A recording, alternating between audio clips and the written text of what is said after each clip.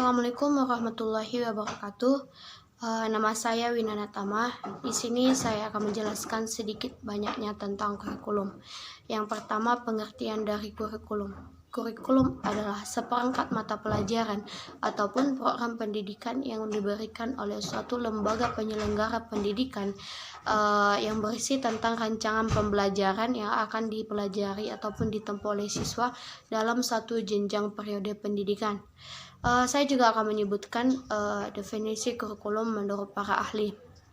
Yang pertama, menurut Wijans, kurikulum adalah suatu rancangan yang membuat mata pelajaran ataupun materi yang akan diberikan ataupun yang akan diajarkan guru kepada siswanya. Yang kedua, pengertian kurikulum menurut Jais. Jadi, kurikulum adalah suatu area pertandingan.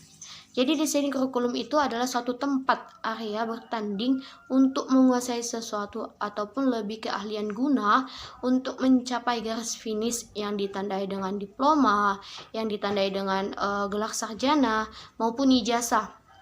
Jadi dari definisi kurikulum menurut para ahli itu yang telah saya sebutkan, ada dua hal pokok penting yang terdapat dalam kurikulum.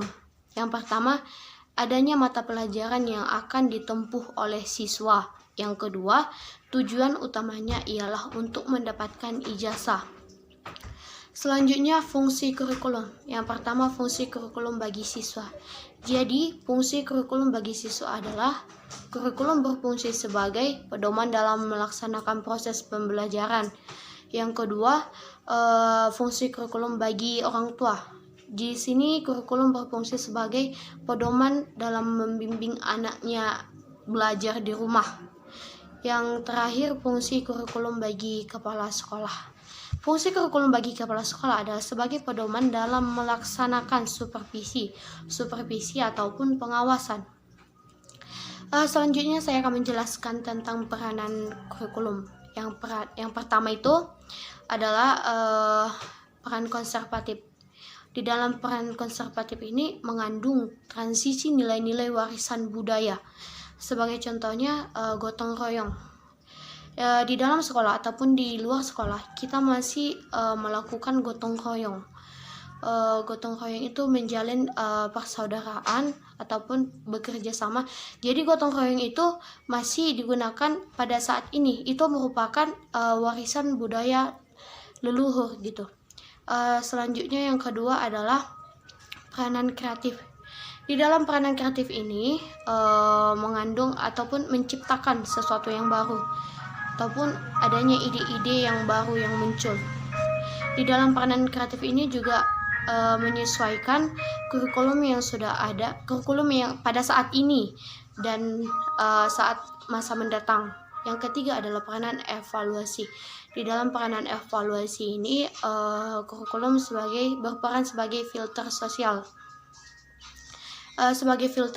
Dan kita juga di sini menilai dan memilih budaya yang baru ataupun yang telah diciptakan yang baru.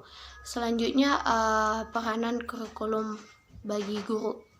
Guru di sini berperan sebagai implementer. Jadi guru di sini sebagai implementer ini mengaplikasikan kurikulum yang sudah ada ataupun menjalankan kurikulum yang sudah ditetapkan ataupun yang sudah disusun. Yang kedua adalah adapter. Jadi di peranan adapter ini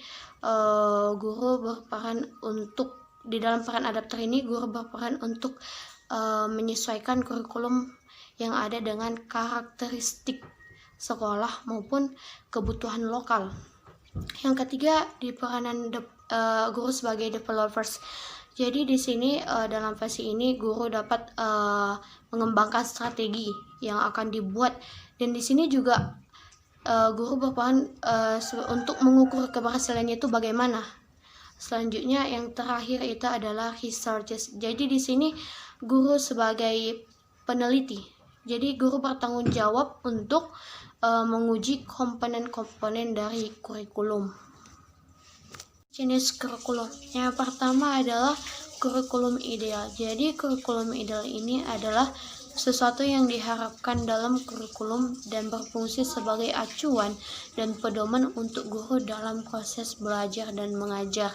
Yang kedua adalah kurikulum aktual. Jadi kurikulum aktual adalah kurikulum nyata yang bisa dilaksanakan oleh guru sesuai dengan kondisi yang ada. Yang ketiga itu adalah kurikulum tersembunyi. Kurikulum tersembunyi pada dasarnya adalah suatu hasil dari proses yang tidak direncanakan sama sekali. Sebagai contohnya, misalnya ketika guru mengajar di kelas, guru menyampaikan materinya dengan cara yang unik ataupun cara yang dapat dimengerti oleh siswanya. Itu tidak direncanakan sama sekali. Ada juga seperti guru pada waktu memakai wangi-wangian, banyak muridnya yang senang dengan hal itu. Selanjutnya adalah prinsip-prinsip pengembangan kurikulum. Yang pertama adalah prinsip relevansi. Di sini adalah berkaitan dengan pengalaman belajar yang disusun dalam kurikulum. Jadi disusun dalam kurikulum itu harus relevan dengan kebutuhan masyarakat. Yang kedua adalah prinsip fleksibilitas. Di sini terkadang apa yang diinginkan kurikulum itu tidak sesuai dengan di lapangan. Sebagai contohnya itu misalnya karena ketidakmampuan gurunya dan latar belakangan siswanya maupun kemampuan yang rendah. Selanjutnya yang ketiga adalah prinsip efektivitas. Jadi prinsip efektivitas ini adalah berkenan dengan rencana yang dilakukan dalam kurikulum yang diharapkan dilaksanakan dan dicapai oleh guru dalam waktu proses belajar dan mengajar juga. Selanjutnya itu adalah prinsip efisiensi. Dalam prinsip efisiensi ini berkaitan dengan membandingkan dengan suara, waktu, ataupun biaya yang dikeluarkan dengan hasil yang diperoleh. Jadi itu dibandingkan. Selanjutnya adalah yang terakhir adalah prinsip objektivitas. Di dalam prinsip objektivitas ini adalah mengusahakan agar semua kurikuler yang diadakan di sekolah itu menyesuaikannya itu ataupun dilakukan dengan tatanan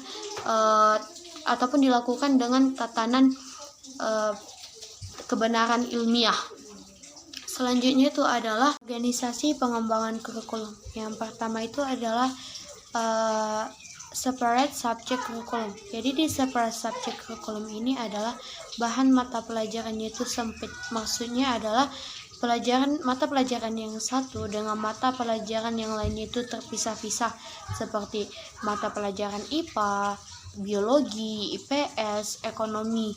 Yang kedua adalah correlate curriculum. Jadi di correlate curriculum ini adalah menunjukkan bahwa mata pelajaran yang satu dengan mata pelajaran yang lainnya itu berhubungan.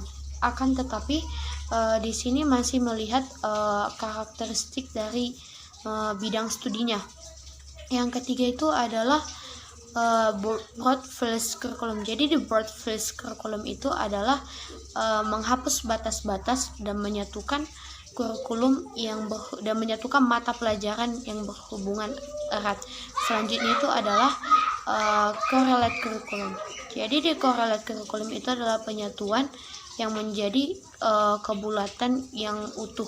Sejarah kurikulum di Indonesia. Sejak Indonesia merdeka dan memiliki pemerintahan yang resmi, segala aspek kehidupan di bangsa ini selalu diperbaiki, terutamanya adalah tentang pendidikan.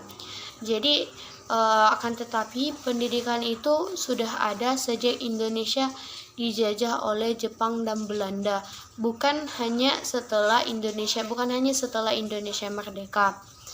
Jadi sejarah kurikulum di Indonesia itu melalui 11 kali perubahan dalam 3 fase. Yang pertama pada masa kemerdekaan, yang kedua prakemerdekaan, yang ketiga era reformasi. Di era reformasi itu seperti kurikulum 2004 ataupun KBK, kurikulum 2000 dan diganti menjadi kurikulum 2006 ataupun KTSP dan kurikulum 2013 ataupun K13.